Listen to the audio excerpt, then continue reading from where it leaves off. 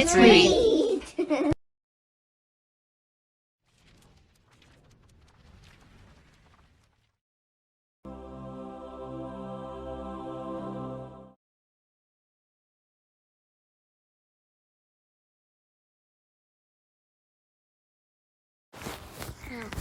Alice was a little girl who liked to sing and play.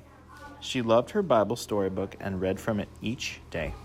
She was reading Jonah's story all about that Bible time when an airmail bird delivered a note that had this rhyme: "Reading is the magic key to take you where you want to be." The book that Alice held became a giant magic screen. She walked on through to Bibleland and came upon this scene. God was telling Jonah, "I have for you a mission. Jonah, go to Nineveh and fix a bad condition. The people there are sinning. They don't know right from wrong. They need someone to warn them whose faith is very strong. They're strangers to you, Jonah, but help them mend their ways, or their wickedness will bring despair in only 40 days. Thought Jonah, I don't like them. I don't warn them. I won't go. I'd rather disobey and hide than help folks I don't know. So Jonah tried to run from God. He paid to take a ride on board a great big sailing ship with space where he could hide. But Jonah couldn't hide from God, for God is everywhere. Where Jonah hid beneath the deck, God found him hiding there. God sent a wind that caused a storm that rocked the ship at sea, and all the sailors on the ship were frightened as could be. Back and forth the ship rocked. It almost broke in two. The captain went to Jonah and asked him what to do. Jonah said, I ran away and disobeyed the Lord. It's me he wants to punish, so throw me overboard. The sailors didn't want to do as Jonah said they should. The storm kept growing worse and worse as Jonah knew it would. To calm the storm, the sailors had to follow Jonah's wish. They threw him in the sea, and then God sent him a great big fish. The big fish swallowed Jonah as he sank into the sea. Me, oh my, thought Jonah, what will become of me? Inside the fish's belly, all alone and scared, he stayed.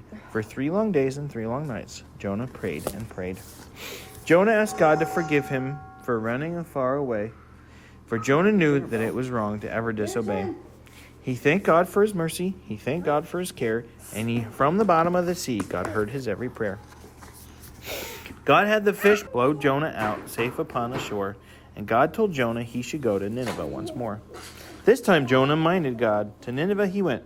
He warned, you have 40 days in which you can repent. The people there all listened. They repented every one, and God forgave and spared them when he saw that it was done. But Jonah wasn't pleased at all, for Jonah had no pity, and wasn't happy that he helped the people save their city. Jonah sat down in the sun, and next to him God made a lovely plant that grew and grew and offered Jonah shade. The next day God destroyed the plant that Jonah learned to love. He questioned why God did this, and God answered from above.